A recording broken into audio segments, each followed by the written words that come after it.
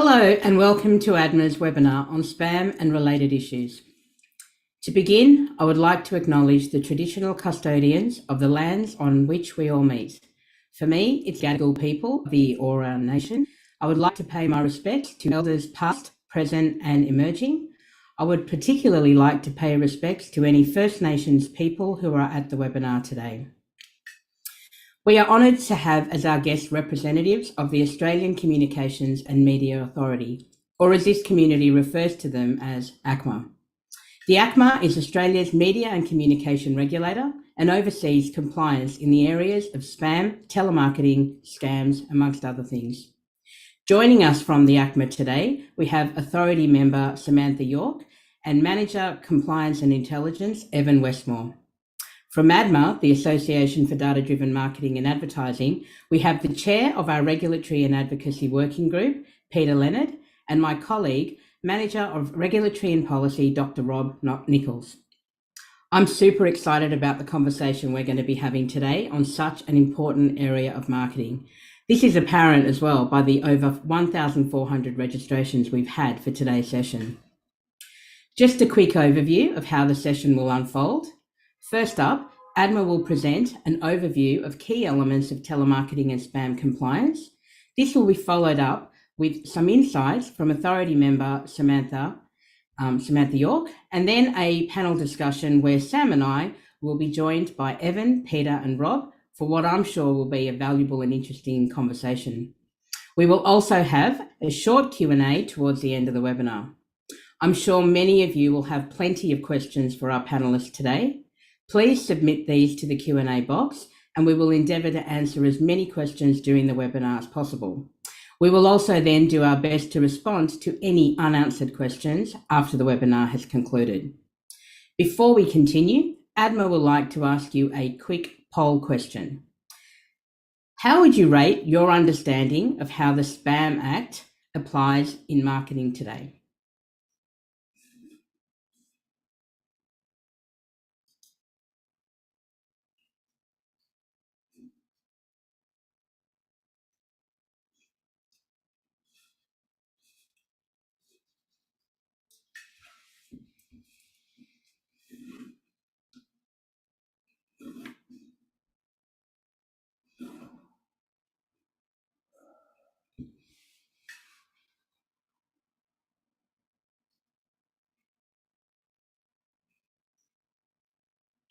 Okay, so the majority of people think that they have a basic understanding but need more clarity. Okay, well that's good, because here to provide us with further clarity is my esteemed colleague, Dr. Rob Nichols. Over to you, Rob. Thanks very much, Sala.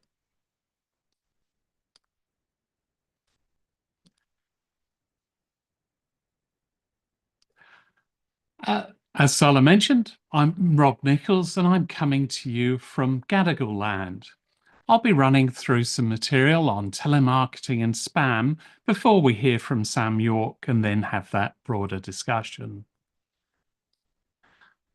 I'm going to start by providing some context as to where both the Spam Act and the rules on telemarketing come from. The basic position flows from privacy law. This in turn has its basis in international human rights agreements. The fundamental position is set out in the Privacy Act and the associated Australian privacy principles. These are supplemented by state-based privacy laws, and specific aspects of privacy have their own rules. These are things like data breach notifications, rules associated with health information, and the consumer data right. The rules for specific channels are provided in the Spam Act, the Do Not Call Register Act, and telemarketing standards. You'll notice that the Spam Act is more than 20 years old, and the Do Not Call Register Act is only a few years younger. When the Spam Act first came in, Google was 5 years old. Facebook and Twitter, or X, did not exist, and there'll be a 5-year wait for the first iPhone. managing wanted and unwanted communications has a long history. Most pieces of law have a regulator.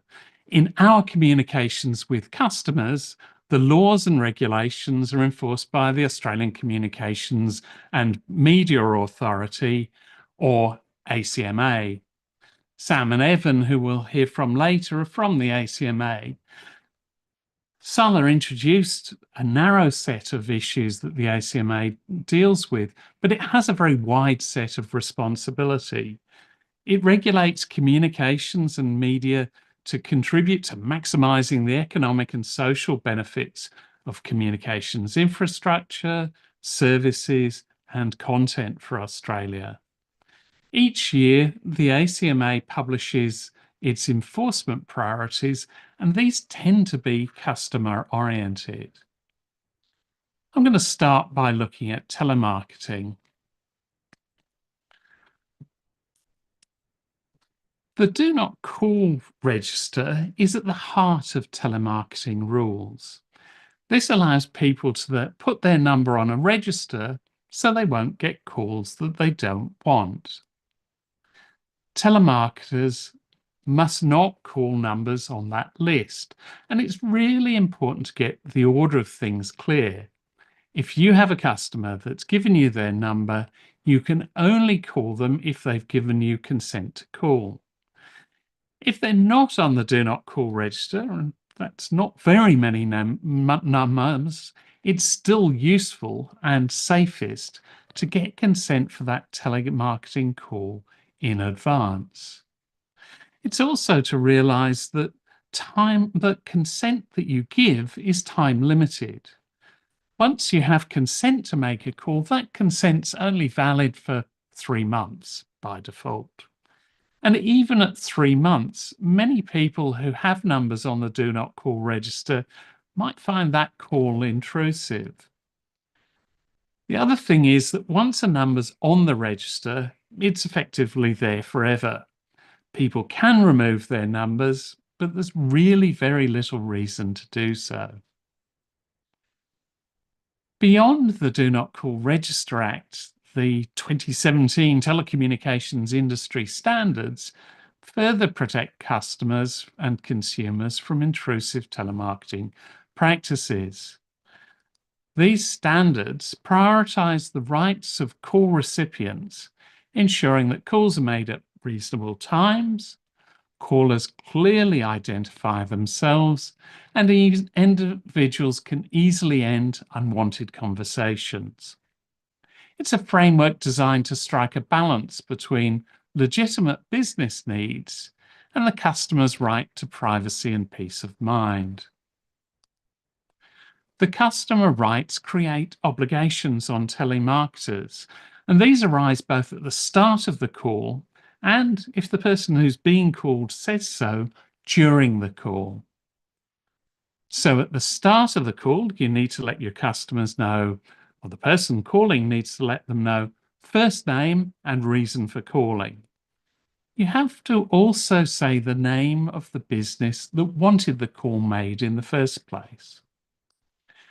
If the customer asks, you need to be able to provide the contact details of the employer of the caller, remembering that might not be the business that set up the call.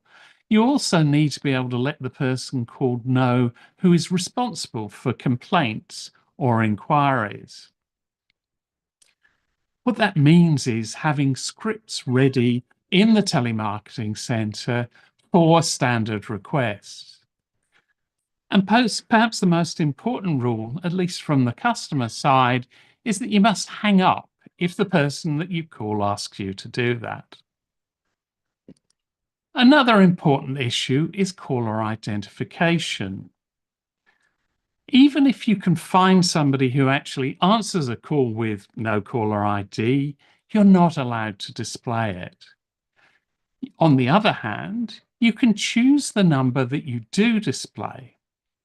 However, the numbers must be able to take calls. That obligation lasts 30 days after the date of the call. And this is one of those areas that turns out it's really important that marketing and IT work together. Saying the number was lost as part of a transformation is not a defense for breaching this rule. When somebody calls back on that number, they have to be able to obtain the business that made the call, the purpose, and who authorized the call. Remember, this has to work for 30 days after the last call made with your chosen caller ID. This means either an inbound telecenter with appropriate scripting or a recording. Making customers listen to recordings doesn't tend to lead to strong business relationships. There are a limited range of calls which are exempt from the rules that I've just described. They're specific and generally for the benefit of the customer. As you can see, they relate to faults, scheduling, payment, and callbacks. That's it. The exemptions are very specific. There are a range of organizations which are exempt, and many of us will have experience of receiving calls from these. They are registered charities, government bodies, which tend to have no caller ID to add to confusion, registered political parties, and education institutions. For the education institutions, their exemption is restricted to calling existing or past students, that is, not prospective ones. I'm now going to move on to the Spam Act. So, how do you know if your marketing message falls under the Spam Act? Well, the first question to ask is it a commercial electronic message? To be classified as such, it needs to meet two criteria. It must be an electronic message and it must serve a commercial purpose. I'll look at commercial purpose in a moment, but electronic messages encompass a wide range, including texts, picture messages, email, and instant messages. Essentially, if it's a digital communication, it likely falls into an electronic message. That WhatsApp group chat that you set up for customers, it's in. So, your message is likely to be electronic. But is it for a commercial purpose? This is where the Spam Act gets more specific.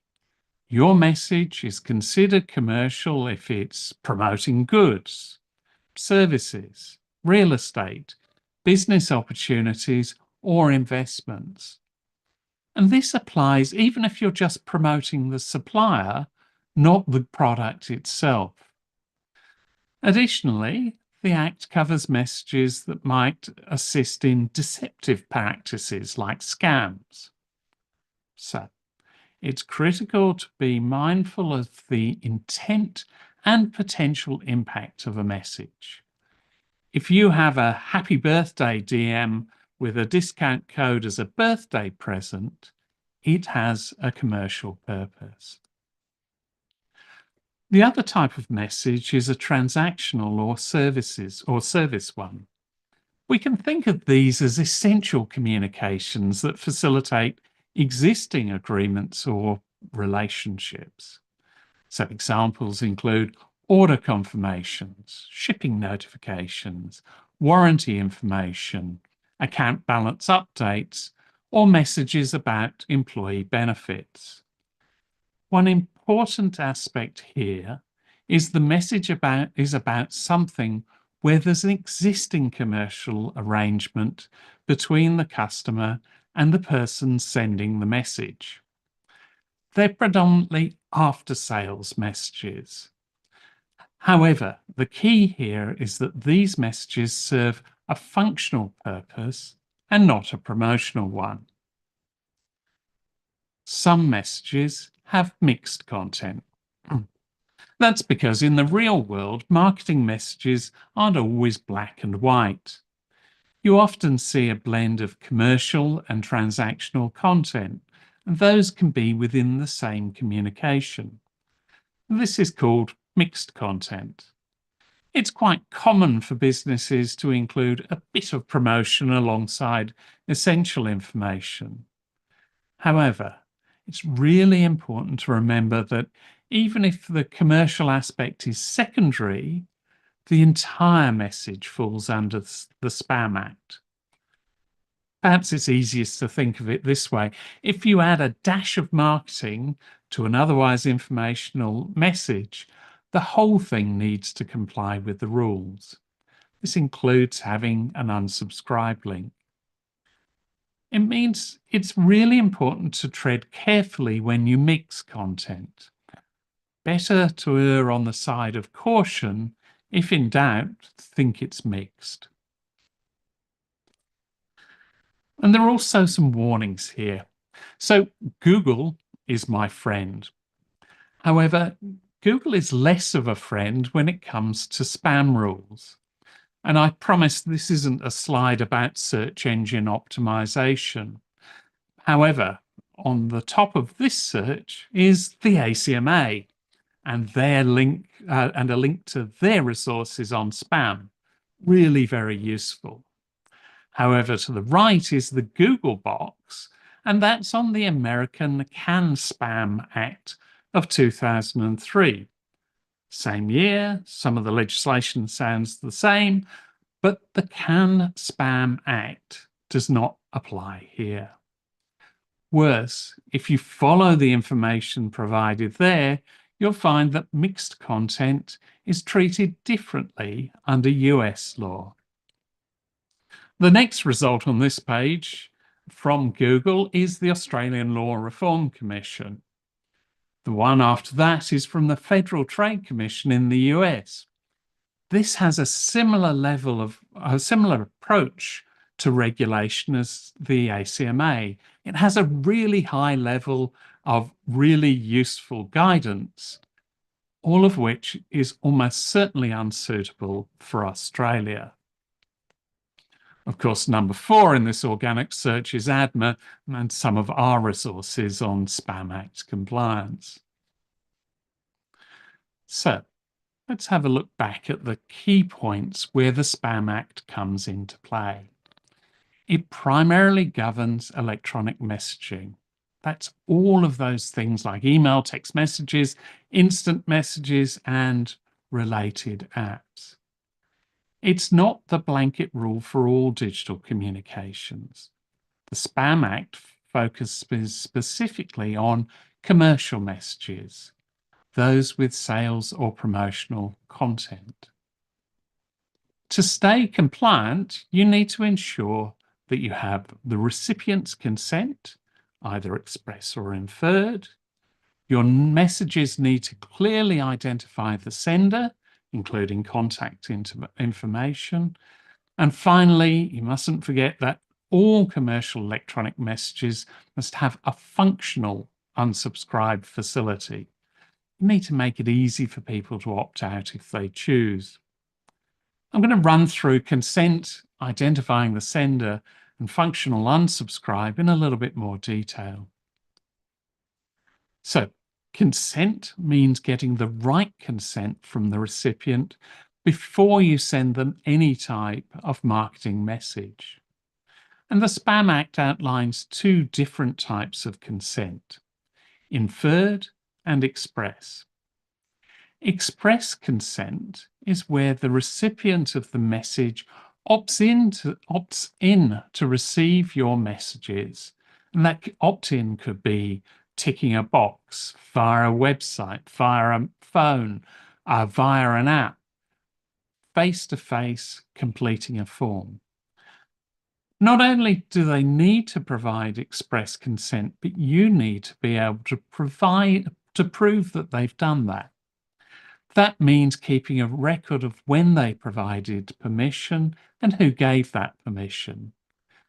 This is particularly helpful as a practical matter where the customer has withdrawn consent, yet somehow got back opted in to your messaging. Inferred consent is where it's reasonable to assume a person would want to receive your marketing messages and messages from your business. This is most often where there's an existing business relationship and your message is relevant to that relationship.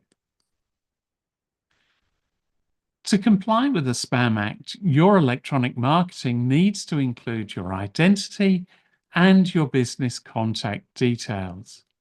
These details should be clearly displayed on each message.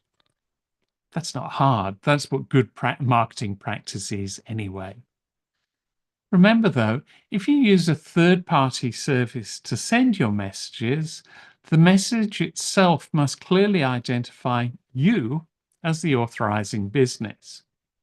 And this information needs to stay accurate for at least 30 days after the message is sent. Think of it as a way of building trust and accountability with your customers. I mentioned earlier the issue in telemarketing about 30 days after the last message having problems with transformation programs. It's also critical here. That 30-day rule applies to 30 days after the last message was sent. And to comply with the Spam Act, messages need to have an easy way for people to unsubscribe. It also needs to be clearly worded so people know what they need to do. It shouldn't require users to provide any more information or set up an account. Any requests to unsubscribe need to be honored quickly, within 5 working days. And that live link needs to be available, as I mentioned, for 30 days. An unsubscribe feature will often be built into your emails if you're using a reputable email marketing platform. There is nuanced unsubscribe. Instead of having a single option for a person to unsubscribe from every single message from your organization, you can let customers choose which messages to opt out from a list of options, like news, product updates, newsletters, or marketing emails. However, you must provide an option to unsubscribe from all. Providing customers with choices may be helpful to your customers. There was a report in August 2024 from the Consumer Policy Research Centre, or CPRC. Their work looked at unsubscribing from a range of services, not just electronic messages with a commercial purpose. However, it's worthwhile looking at some of the headline results from that work. One is that 48% of Australians have spent more time than they intended in trying to cancel a subscription. Another is that 3/4 of Australians with subscriptions have had some form of negative experience when trying to cancel a subscription. And the most important of all, at least to me, 90% of Australians would likely purchase from the same organisation if cancelling a subscription process was quick and simple. In light of those CPRC results, it's worth talking about what not to do when somebody wants to unsubscribe. The Spam Act and its regulations set clear rules to ensure that the process is simple and hassle-free for customers.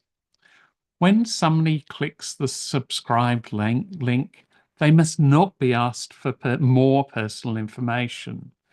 You're not allowed to make them jump through hoops, like only being able to subscribe from a premium service or requiring them to log into an account or to pay a fee.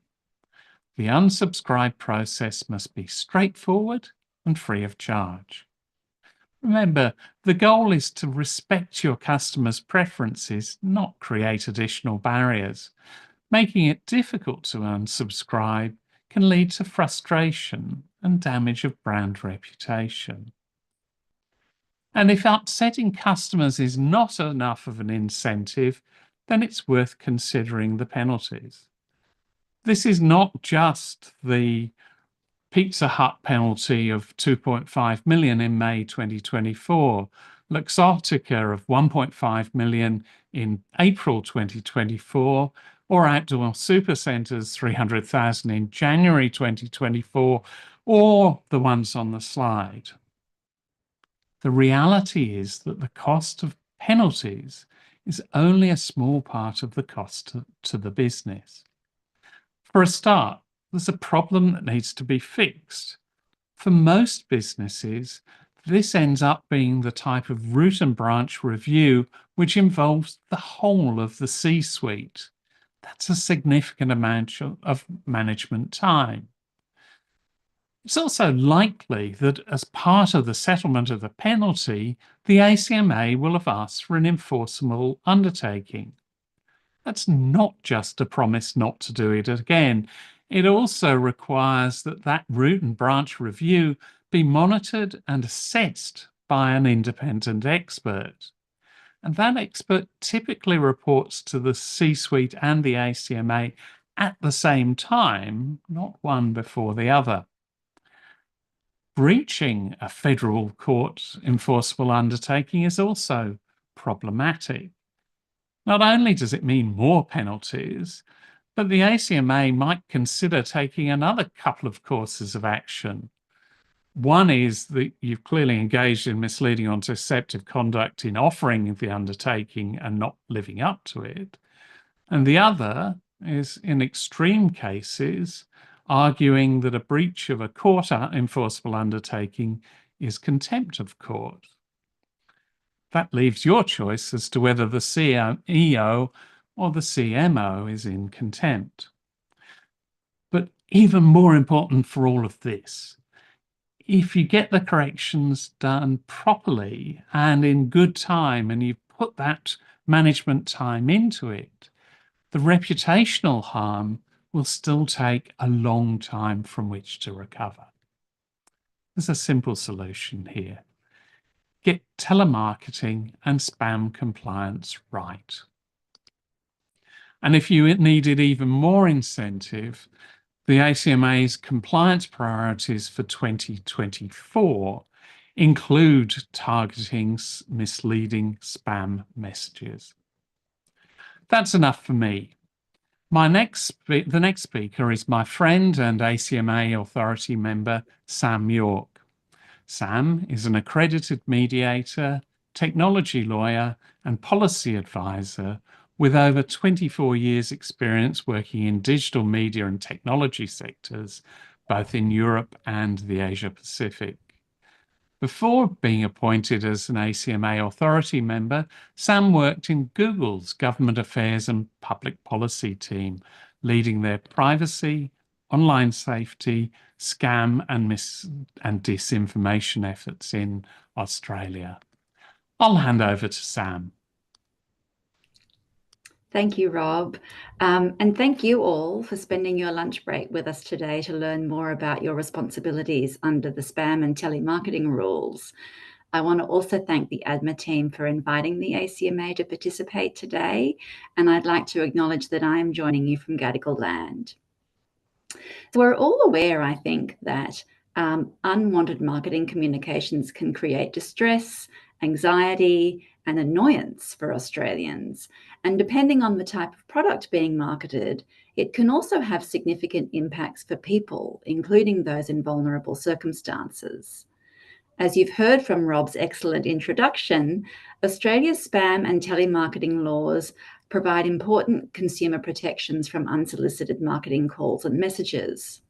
However, they also contain some inconsistencies which can be confusing for industry to understand, particularly around the very vexed issue of consent. They're also, frankly, getting a little old. As Rob highlighted, the Spam Act is turning 21 this year, and while the Do Not Call Register Act is celebrating its 18th birthday. So the ACMA receives about 30,000 consumer complaints every year about marketing messages and calls that potentially breach these laws. And you might be interested to know that consent is an issue in more than 90% of these complaints. It's also been shown as a key concern in research that we've commissioned and is the predominant issue identified through the ACMA's investigations and enforcement actions, some of which Rob touched on earlier. So in response to this, on the 1st of July this year, the ACMA released a statement of expectations on the use of consumer consent in direct marketing. This statement of expectations provides guidance to businesses that market by phone or electronic messaging, or indeed a combination of both. It's focused on making sure businesses can meet both the minimum legal requirements, but also, equally as important, consumer expectations. It's not a regulatory guide. While many of the expectations do reflect existing obligations under the law and regulations, it also includes best practice examples that either meet or exceed current regulatory obligations. It's important to remember that, unlike the Privacy Act, all businesses, small, medium, large, must comply with the spam and telemarketing laws and regulations. Our statement of expectations is intended to help businesses navigate these rules and meet their customer expectations. We want businesses to be confident that if they follow the advice provided, that their practices should be compliant. The statement of expectations also sets out some key examples of both consumer-friendly and consumer-unfriendly practices. As set out in the statement, best practice generally means that a business is getting express consent based on clear terms and conditions that are accessible to their customers. Terms and conditions should explain clearly what the marketing is for, who will use it, how long it will be used, and how to withdraw their consent. It also sets out some key examples of what not to do, such as using strategies like refer a friend marketing to build your contact lists, using pre-checked boxes in forms, using unsubscribe facilities that only allow a consumer to opt out of some types of marketing but not all, or indeed contacting past customers who have unsubscribed to try to re-engage with them. Now, each year, the ACMA targets areas for improved industry compliance from across its remit. As Rob highlighted in his introduction, in 2024 and 2025, we're specifically targeting misleading spam messages as one of our compliance priorities. We'll be focusing on enforcing the spam rules to stop commercial messages being misleadingly sent as service or non-commercial messages. And Rob explained the difference between those in his introduction. This especially applies to messages from businesses where there may be a high risk of harm to consumers, like interactive wagering or financial services. We'll also be focusing on compliance within the online retail sector by educating businesses about spam rules and taking formal action where serious or systemic matters are found to exist. Another of our compliance priorities that I thought it might be worth mentioning today is the continuing of our development of the SMS Sender ID register. And this is a register which is aiming to stop Australians from receiving impersonation scams by protecting alphanumeric sender IDs or alpha tags of legitimate brands, businesses, and government services from being hijacked by scammers. So these are the messages that pretend to be from the ATO or from MyGov or from the post office. This register is currently in a trial phase with most of the banks, the ATO, Services Australia, and some telcos participating. And the legislation giving the ACMA the powers to operate this register were recently passed through Parliament and the Minister is currently deciding whether the register should be mandatory or voluntary.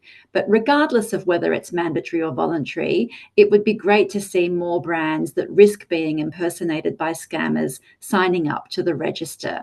Do let us know if you're interested to learn more. The ACMA takes its compliance and enforcement responsibilities very seriously. We take a graduated and proportionate approach, and we focus on the risk of harms in every investigation that we conduct. Where a person has complained about a call or a message and we think there may be a compliance issue, our first step in pretty much all cases is to write to the business directly to inform it that we've received a complaint and to provide some information about how to comply. If we are worried about ongoing serious or systemic non-compliance, we may choose to investigate. And there can be serious consequences if we find that you've broken the rules, and Rob has outlined those. The ACMA has a range of enforcement actions that it can take, including giving a formal warning, issuing an infringement notice, and accepting a court enforceable undertaking requiring certain action to be taken. The ACMA can also take action in the federal court to seek pecuniary penalties and/or injunctions in the worst case scenarios. Infringement notices currently start at $3,130 for a single breach of the rules, and they can go up to $313,000 per day that a breach is ongoing. Over the past 18 months, businesses have paid more than $13 million in spam and telemarketing penalties. The largest infringement notice paid to date for a breach of the Spam Act was for over $3.5 million paid by the Commonwealth Bank in June 2023. If breaches are found by the courts, the penalties can, of course, be much higher than this. The largest court penalties for Spam Act breaches to date was for $15.75 million in 2009. If you need to find out more information about the spam and telemarketing laws, please feel free to visit the ACMA's website, acma.gov.au, and the Do Not Call Register website. We've also recently published a page on our site highlighting the common issues and mistakes that we see through our compliance and enforcement work, which is a really useful resource for you to have a read through. Links to all of these resources will be provided at the end of the webinar. But I'll hand back to Sala now to kick off the panel discussion. Thank you very much. Thank you so much for those valuable insights, Sam. I'm sure the ADMA community has a much better understanding of the role of the ACMA in this important area. Now let's dive into some detail and a very exciting conversation. And I'd like to invite our wonderful panelists to join us, Peter Leonard, Evan Westmore, and Rob Nichols.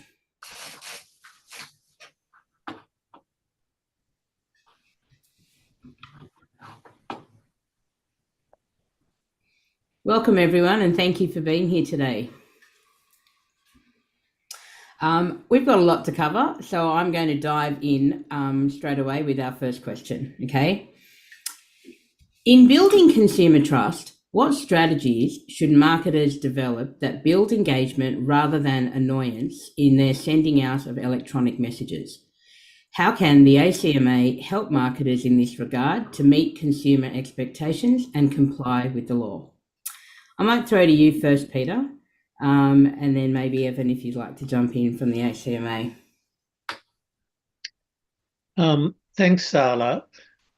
Look, I think the two key words are transparency and clarity.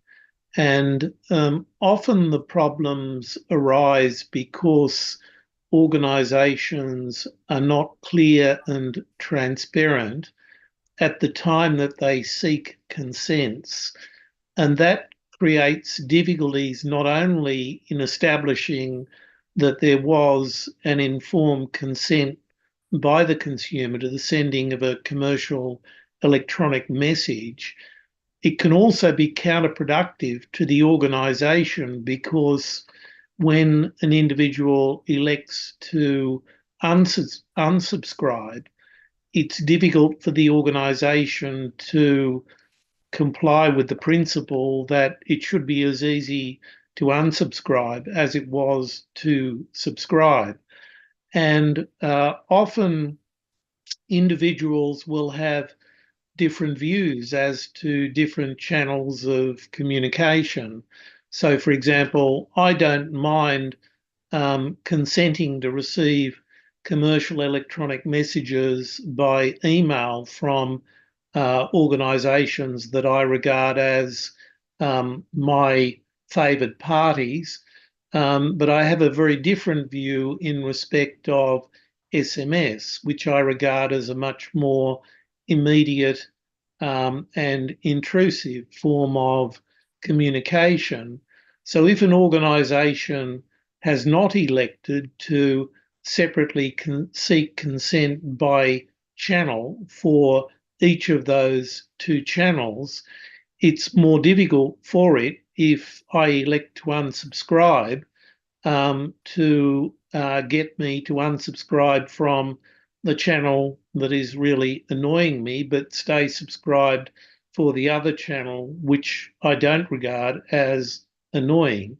So I think that there is nuance to the process of seeking consent, and it is often to the benefit of the organisation to understand that nuance, because it may also, for the reason that I just said, give them greater control as to when the subscriber seeks consent, what it is that seeks to withdraw consent, what it is that they're withdrawing consent from.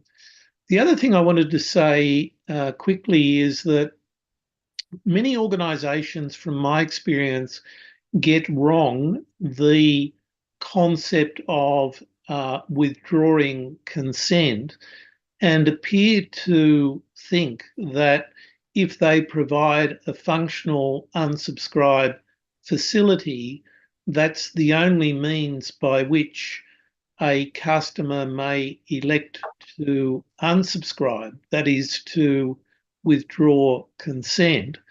And that actually isn't correct. A functional unsubscribe facility must be provided as a statutory obligation, but a consumer can elect to unsubscribe from commercial electronic messages in a variety of ways, including calling up your call centre, sending you an email, writing you a letter, and so on. So organisations need to think about their business processes to accommodate the range of ways in which consumers may elect to interact with them, and not merely seek to channel all consumer communications through the functional unsubscribe facility or such other channel as an organisation might regard as its preferred channel, rather than a reasonable mechanism for consumers to elect to unsubscribe. A really good point there, Peter. I think a lot of the time we do find that businesses have forgotten that last step of syncing their database. And that's where a lot of the continuing communications when people have withdrawn that consent does continue. Evan, is there anything that you'd like to add from the ACMA's perspective? Yeah, thanks, Sarah, and thanks, Peter. And look, I'd echo a number of those sentiments. I think what shouldn't get lost in all of that is, consumers have a lot more choice now. Marketers have a lot of different options available to them in how they communicate to their consumers. What we shouldn't lose sight of, though, is the scenario where a consumer wants to withdraw from all of your marketing activities. So there needs to be an option there to unsubscribe from all, not just select channels. But at a sort of a broader level, what we're talking about here is exactly the aim of our statement of expectations. And you might want to think about that as a guide. Statement of expectations is a very government term, but essentially this is a best practice guide. It's designed to help businesses meet both their minimum legal obligations and, just as importantly, and I suspect possibly for a lot of you, more importantly, consumer expectations. So we receive anywhere from 30,000 complaints up to 50,000 complaints a year, many of which include commentary from the complainant. You won't be surprised to learn that not all of that is complimentary towards the business that they're complaining about. So we get a lot of feedback from consumers about what they don't like. And what they don't like is feeling like they're being tricked, or that the business is engaging in underhand tactics in order to sign them up to a mailing list. And they especially don't like it when you keep sending them marketing messages after they've asked you to stop. So we'd argue that any commercial advantage that you might be hoping to get from these sorts of practices would be more than outweighed by the reputational damage that would be done to your business or brand. Thanks, Evan, and that's a really good point, because at the end of the day, I think we're comfortable hearing certain messages from brands that we trust. So I think all of that, meeting the customer's expectations, definitely builds that trust and probably opens the door for them being willing to hear from you a lot more. So it's respecting them. I think that's a core thing that we get from that. Okay, I'm going to move to the second question. What spam trends are you seeing in the Australian market, particularly within less traditional channels such as social media, apps, bots, SMS, and instant messaging? And what would we regard as best practice, and how is the ACMA adapting its enforcement strategies to address these new challenges? So that was long, but... I think I got all of it. Thank you. So look, it won't surprise you to learn that the trends we're seeing are generally all based around the adoption of new or emerging technologies. At a more basic level, we're seeing a move to much more towards SMS and away from more traditional channels like email, and telemarketing in particular is becoming a lot less common as a genuine marketing tactic anyway. We are seeing a gradual increase about instant messages, and we anticipate that we'll see similar increases in relation to push notifications as well. But in terms of marketing practices, in terms of marketing practices, we're also seeing some compliance issues arise out of some new methods. So welcome journey message chains, we're seeing some issues with those where the concept of unsubscribe is perhaps not introduced until some way into that journey, whereas we've got complaints from consumers who want to unsubscribe right at the first message. The move towards paperless receipts, which can often result in the customer being sent commercial messages that they didn't consent to receive. So there's a particular risk around consent gathering at that point in time. And from an enforcement perspective, look, our strategies don't necessarily change that much. It's more about understanding these emerging technologies and trends and how businesses are using them, and in particular where those risks are. So again, Sam mentioned that we have published some advice about some of the common issues and mistakes that we see through our complaint handling and our investigation and enforcement action. And a number of those issues that I've just mentioned at a high level there are covered off in that bit of advice as well. I agree with that, because at the end of the day, I suppose it's taking the concept and the components of the Spam Act, which, quite simple components, and then applying it to the communication, whichever the channel is. So I think it involves a marketer putting some thought as to, well, okay, if you have to identify, you have to provide consent, and you have to provide a way of withdrawing that consent, then I guess that's up to the marketer to think how that happens in each of the individual channels. I think one of the key risks with these emerging technologies is automation, and it's very attractive, I can imagine, from that perspective in terms of what some of the bells and whistles are, but it also introduces some further risk around those practices. So that's the key from our perspective. I think the paperless receipts example is an interesting one, because it is an example of an initiative within an organisation that might be introduced for customer convenience, but which in some organisations would not necessarily get channeled through a change control process that might bring to the attention of the marketer that this is another way in which information is being gathered about a consumer, and there may or may not be appropriate consent gathered at that point. One of the big challenges I find in spam compliance is that it really requires a well joined up team approach within an organisation to keep hygiene in the CRM or other database, which is the source of truth as to customer consents, and the various ways in which an organisation interacts with a consumer, including for what might be regarded as purely operational communication, such as a paperless receipt.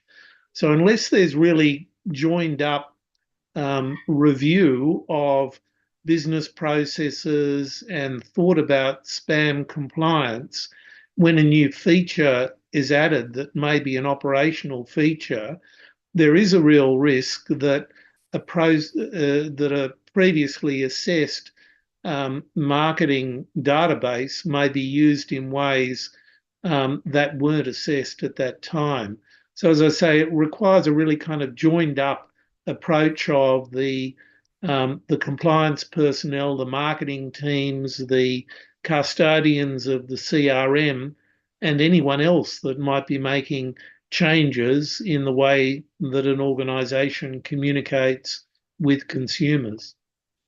And to amplify that, Peter, and to take Evan's example of automation, in many businesses, well, we're only automating what we currently do, so we don't need to worry about some of the compliance issues, is the first approach that you take. Because actually, if you're doing that automation, the last thing you want to do is check back to all of these people who'll just have something to say about it. But in reality, that this is the most important part, and it is making sure that you have all those issues of transparency, of being able to comply with the legislative requirements, but more importantly, to do it in a way that you're not going to upset customers because you've chosen to take a path which is more cost efficient, for example, by automation.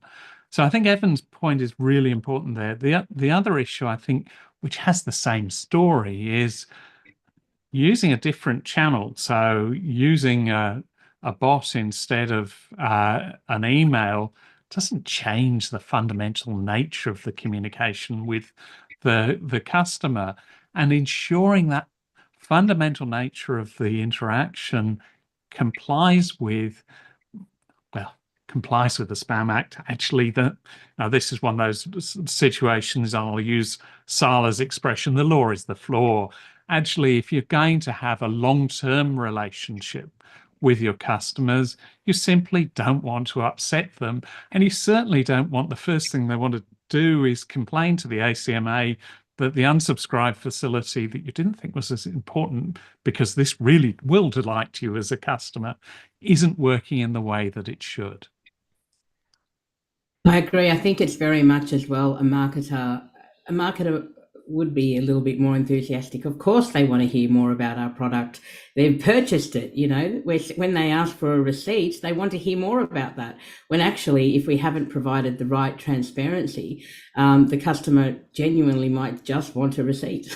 So I think that's something that we really need to be thinking about when we are employing these new emerging technologies and efficiencies and all of that that's there for business. It's actually, the thing about being a marketer is you are also a customer, right? So before you take that step in what you're applying to your marketing communications, maybe take a step back and go, actually, how would I like to receive it when I'm on the customer side? Because I think that really does also help. I think, Sala, even more, how would I feel as a customer if it came from my competitor? Because I'd be first to be complaining about it if it worked that way. Yeah, and I think that goes straight to the digital trust, right? When a brand takes that into consideration, then you trust them more and you don't mind hearing from them about certain things. It's like I always say, don't get creepy, okay? Okay, I'm going to move to the next question because this is actually something that has been a topic of conversation for quite a while. A marketer's aim is to engage the customer in all communications, whether that is a transactional one or a commercial one. Furthermore, it's a responsibility for a brand to clearly identify that they are the sender of an electronic communication. A message with no live link to a homepage could appear to be a scam. How does a brand tackle sending transactional messages without it crossing the line into being a marketing message? Thanks, Al. A nice and easy one. Yeah, look, we appreciate this is a perennial challenge. I think it helps to take a step back here a little and come at this from a principles-based approach. So as Rob went over before, the definition of a commercial message in the Spam Act includes consideration of content located using links set out in the message. And it allows for a scenario where the advertising or promotion of goods or services might be a purpose, but not the main purpose of the message. So if you have a message where the main purpose is transactional, but it still includes links to content that's commercial, then it still could be considered commercial and you could be in breach. So there's a threshold question there. Do those links lead to commercial content? Do you need to have links in there? And maybe rather than getting wrapped up in a discussion about how commercial your homepage might be or how commercial the content on your social media feed might be, we'd suggest that you ask that threshold question: do we need to engage with this risk in the first place? Now, if the argument is that you need to still make the message look legitimate, like a legitimate one, sorry, from your business, is there something that you can link to that doesn't engage that risk? So a flat contact us page. Is there something already on your website that that doesn't include commercial content but still ticks that box in terms of giving the consumer some sort of assurance or comfort that it's coming from a legitimate business? We're not going to have a foolproof answer for you on this front. It's very difficult to steer a path through those obligations and still, I suppose, tick that box. But they're the key considerations, and it really comes down to: are you linking to commercial content? And is there a way, if you do need to include links, of addressing that issue without running the risk of having the message deemed to be commercial?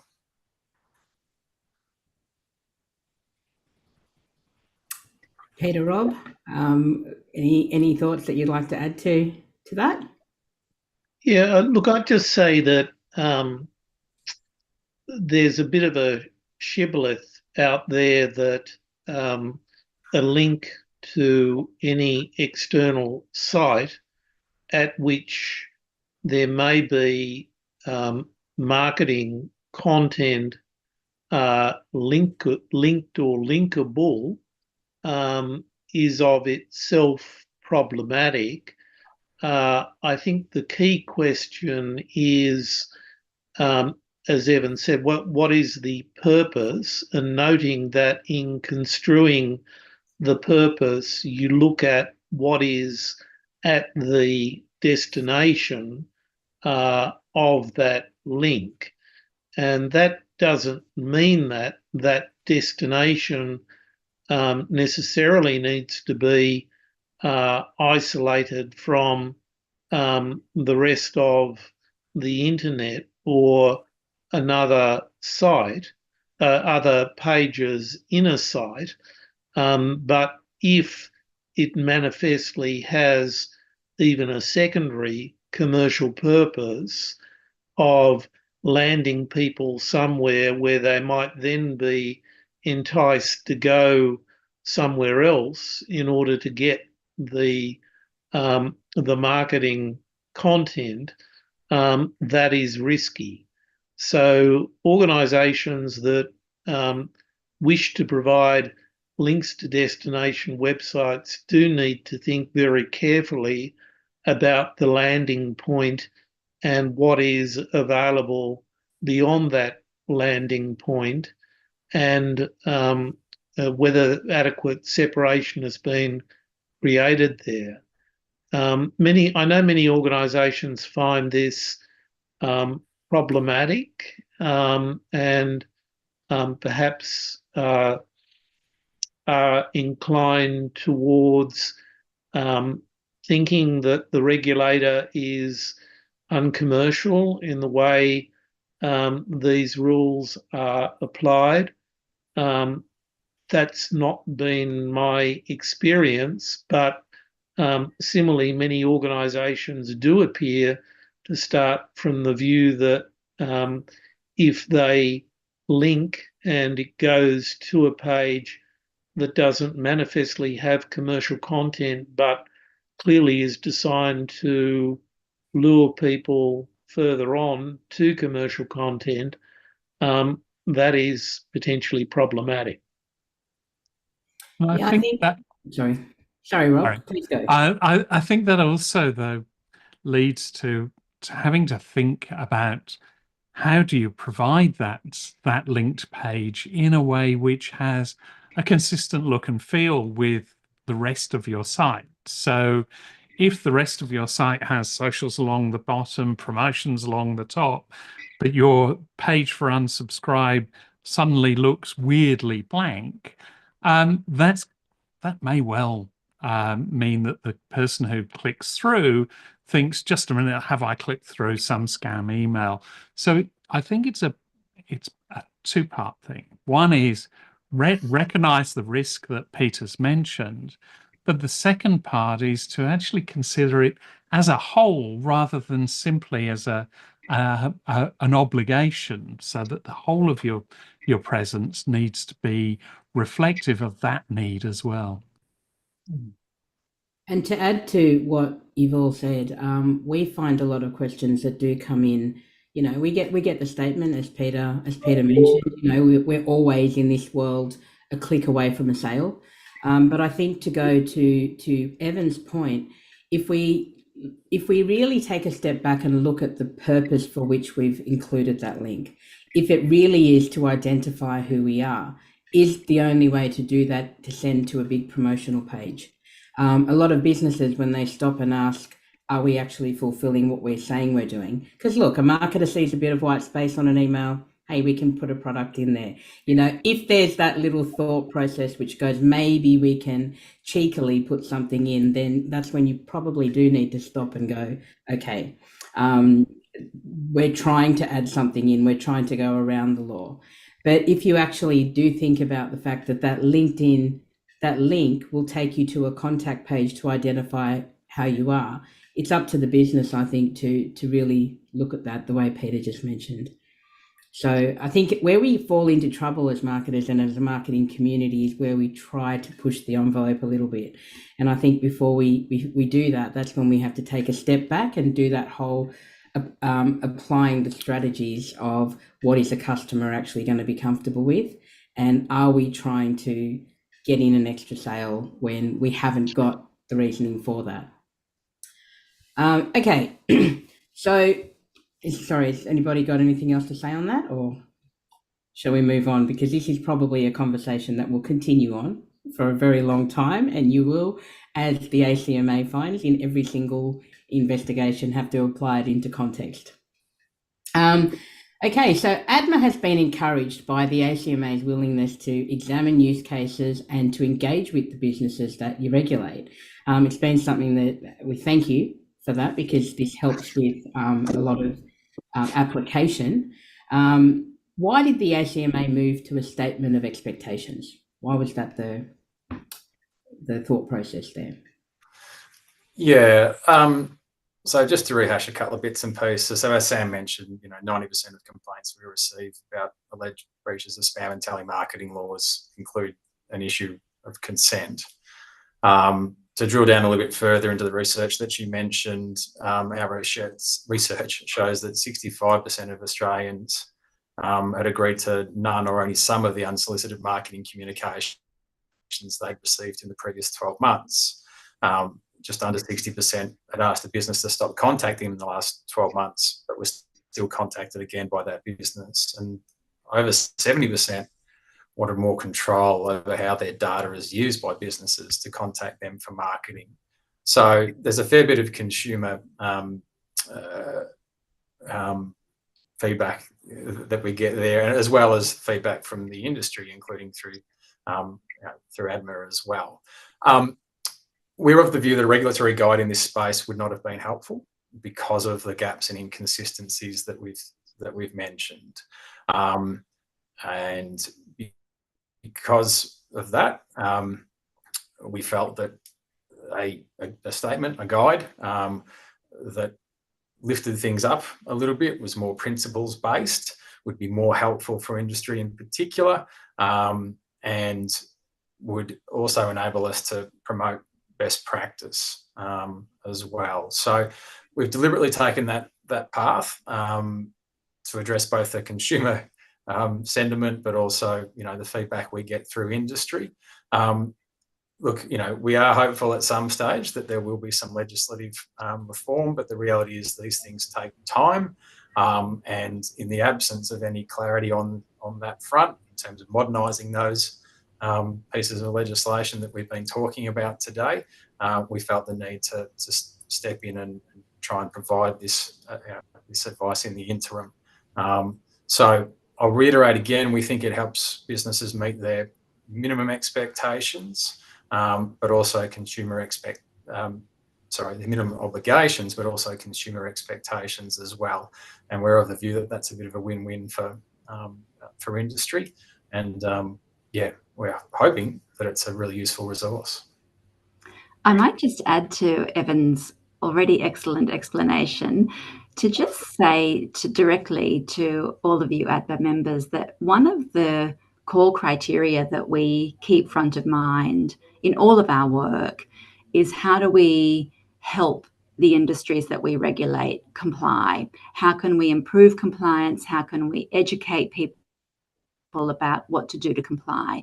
And this applies across obviously our compliance and enforcement work that Evan is very focused on, but we also need to think creatively about how else we can help industry comply. And we thought that issuing this statement of expectations would be a great way of educating people without necessarily doing that within the context of an enforcement action, which is obviously a deterrent in itself. But I think as the regulator, we need to think more creatively about how we can encourage stronger compliance amongst the industry we regulate. So you will maybe see more of these types of documents coming from us.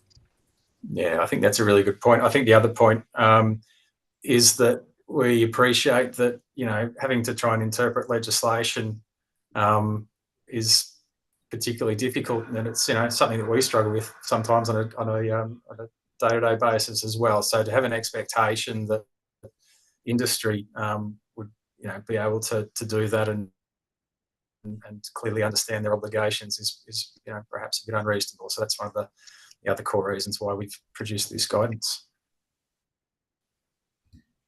From an industry body perspective, we find it fantastic because it's something that also allows help marketers apply use case as well. So yeah, we think it's fantastic. And Evan, you made a point there about legislation taking time. I hadn't noticed, noticed that legislation takes time to reform. Wow, surprising. Okay, we're going to move to a few of the audience questions. And can I say, I think the panelists would be able to see there are a lot.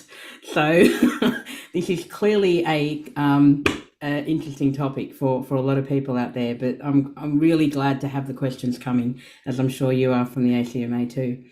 Okay, I'm going to ask this first question actually was emailed in from a member prior to the webinar.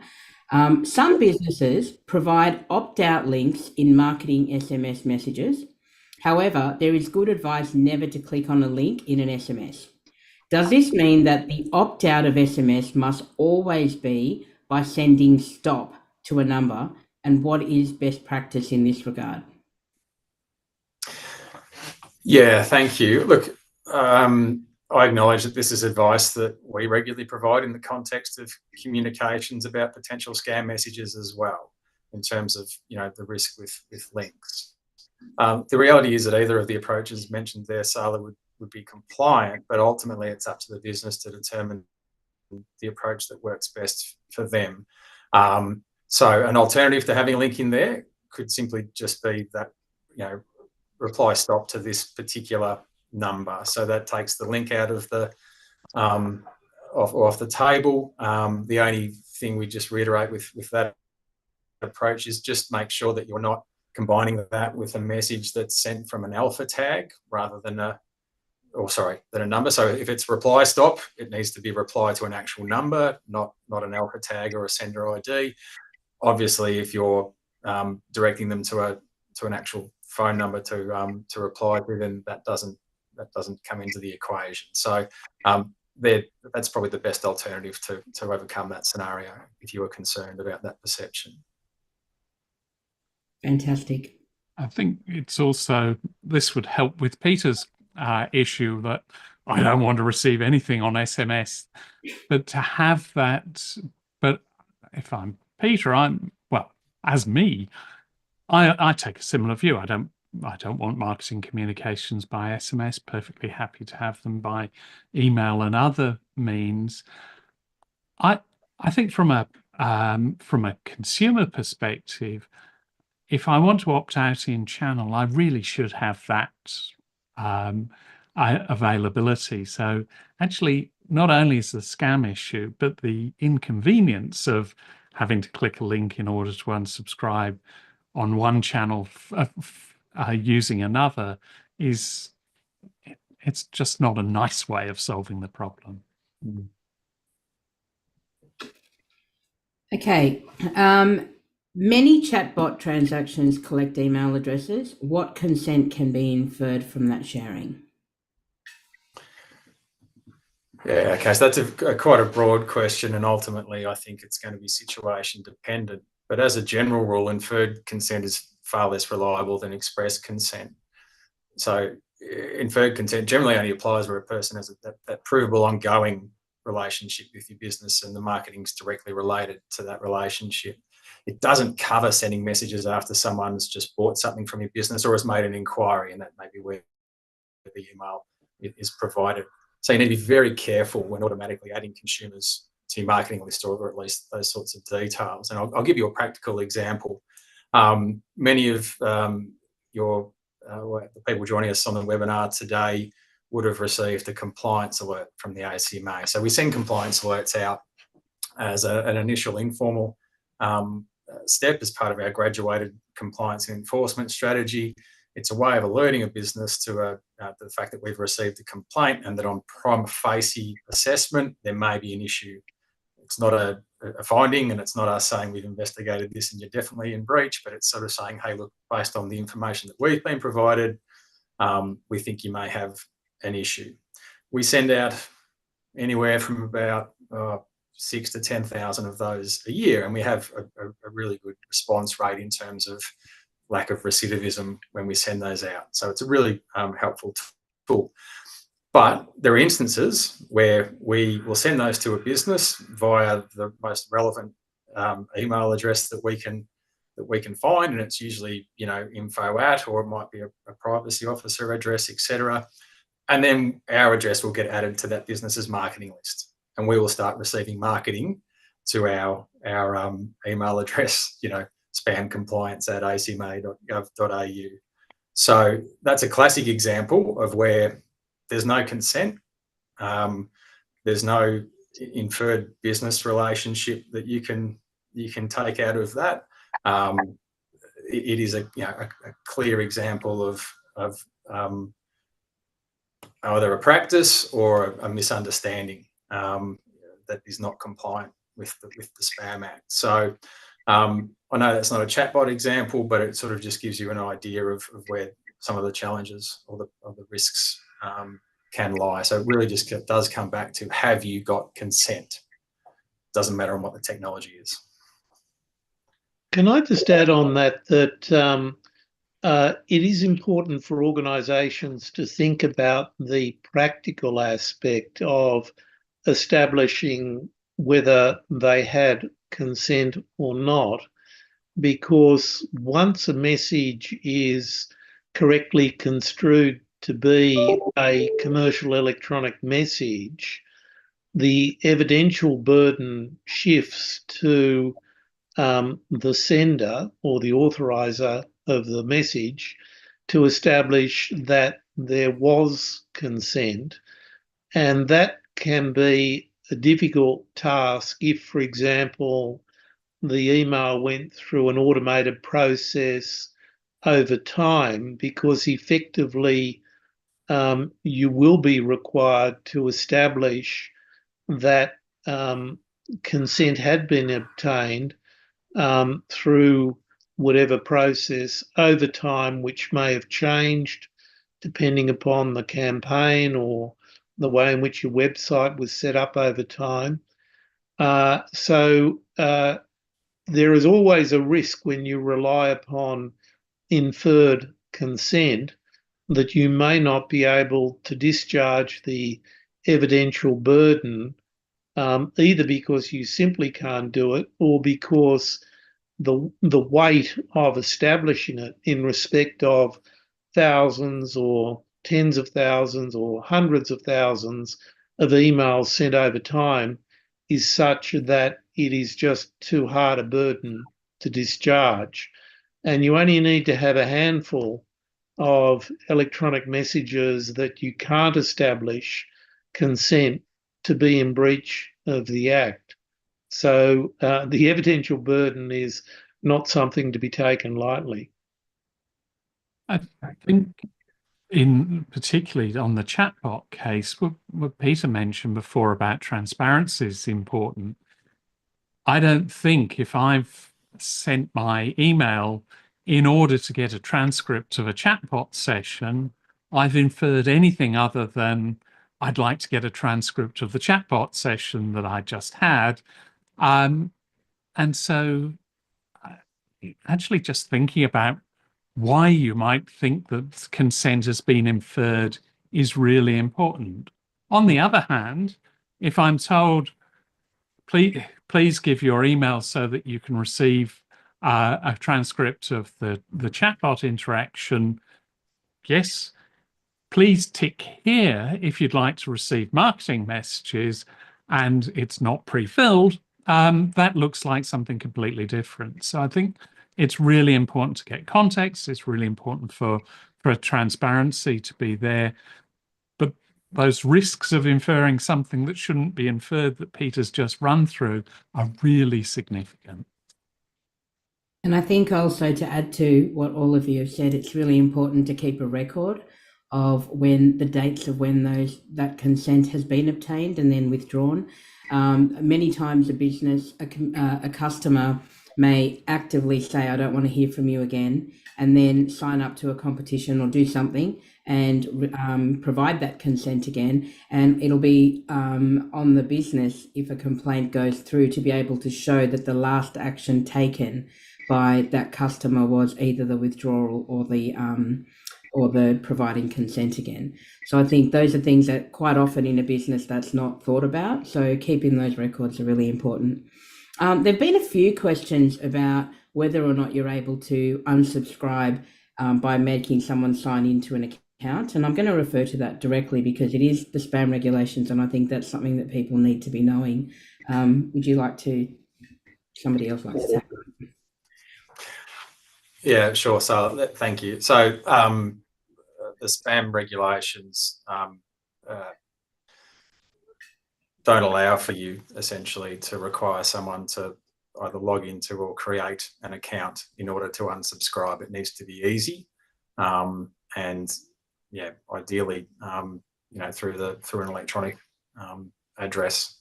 So yeah, no. Yeah. Well, thank you for saying that.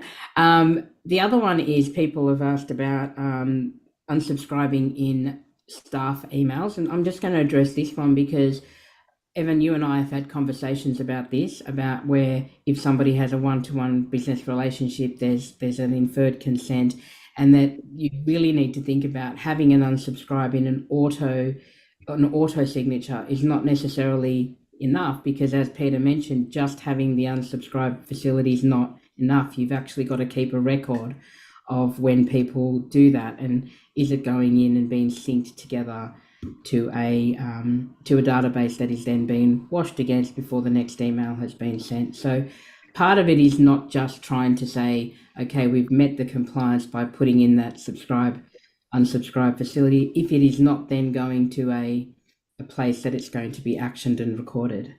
So if any would like to add to that, but I thought I'd address that question because, Evan, we've had many discussions on that over the years.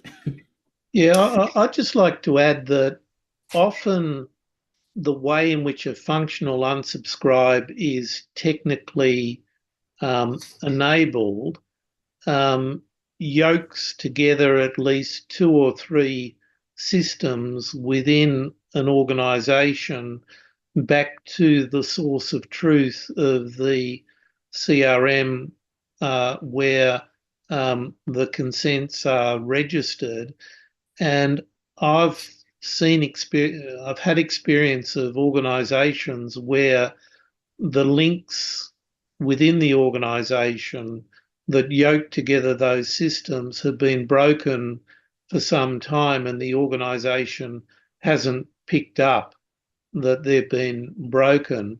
So a key aspect of good spam management within an organisation should be regularly checking whether these links are active and working. And I've also seen examples where the functional unsubscribe facility has effectively fallen over and nobody's noticed for some time.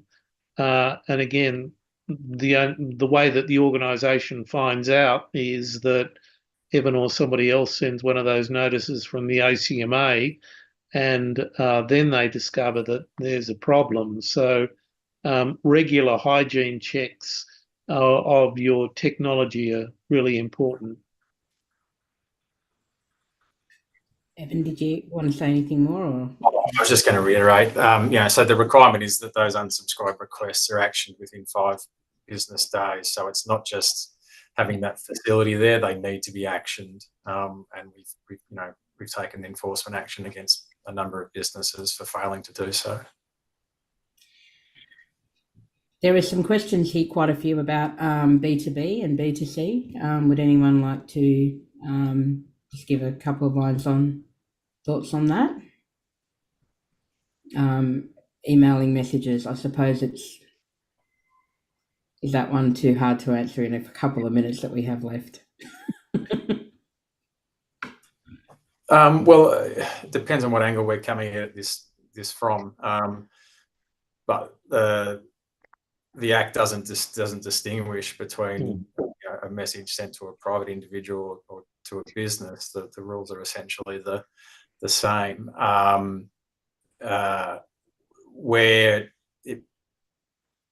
the practices might be a little bit different is around inferred consent. Certainly, we see a lot of examples of businesses inferring they've got consent through conspicuous publication of someone's contact details, and what their product or service that they're offering is relevant to that business. So that's probably a specific scenario where relevant to B2B.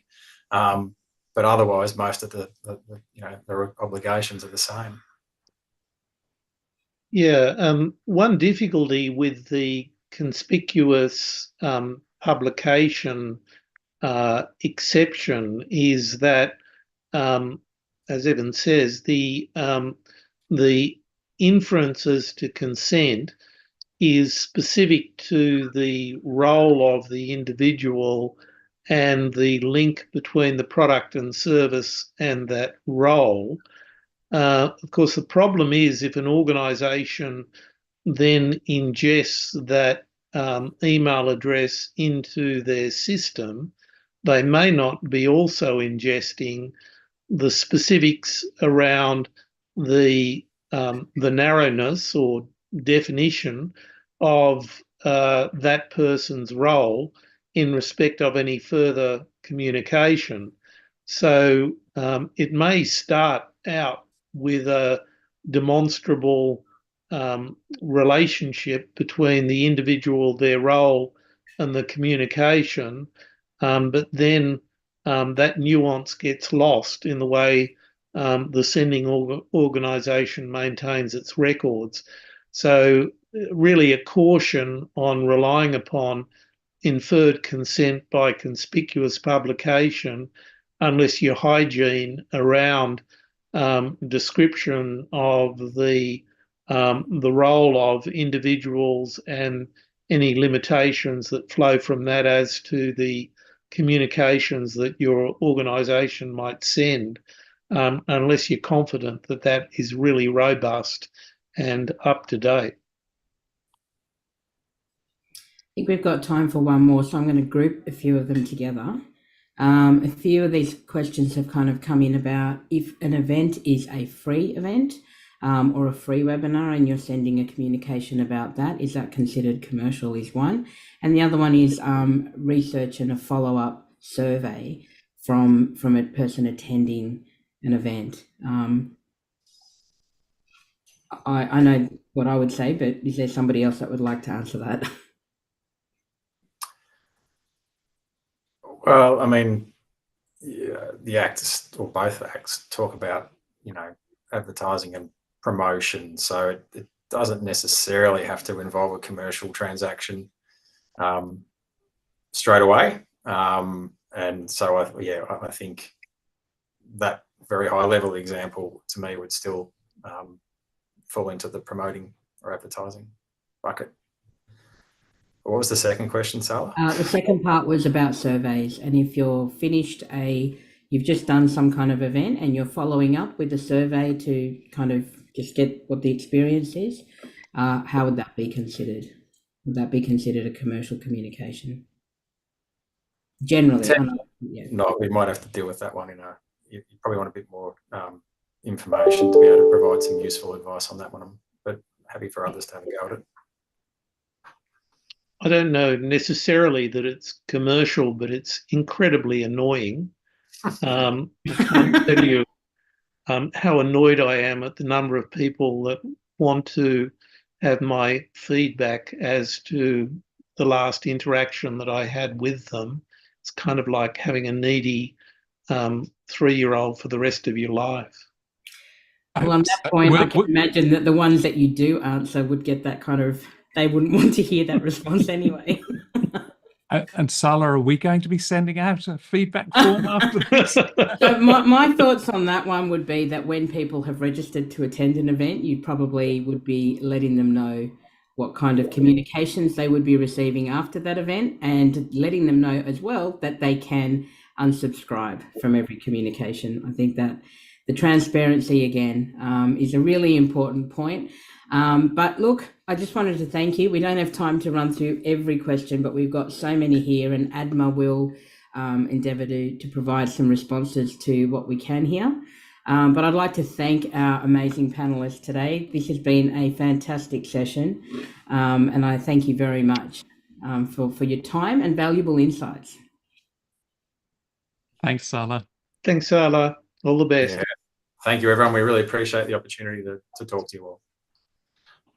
Now, as you can see, this is a really important area of marketing compliance, and the more that we engage and understand what is expected of businesses, the better our practices can be. ADMA would like to ask you one last poll question, not a survey, we're asking you a poll. When was the last time you accessed resources, education or training on spam compliance and its application in today's marketing landscape?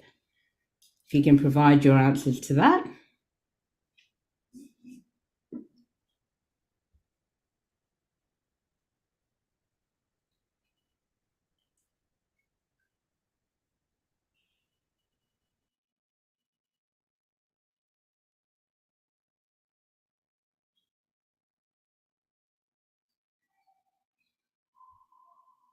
Okay, so the majority of answers are saying a while ago, so over a year ago. I think, as you can hear from today's conversation, it's probably not enough for us to, learn and then forget. So make sure that you continue to lean in and to look at all the resources available. To stay across the latest information and help you in this space, visit the ACMA's website to access their statement of expectations and some helpful FAQ style guidance. Also, don't forget that ADMA members have access to a range of toolkits and guidance in this space. And of course, you join me for the next Privacy and Compliance for Marketers course that's coming up in October. Watch out for your inbox for an information sheet from today's session, which will be sent this week. And I'd like to thank you all for your time today. And I look forward to continuing to talk to you all on this really interesting space. Thank you all for coming today.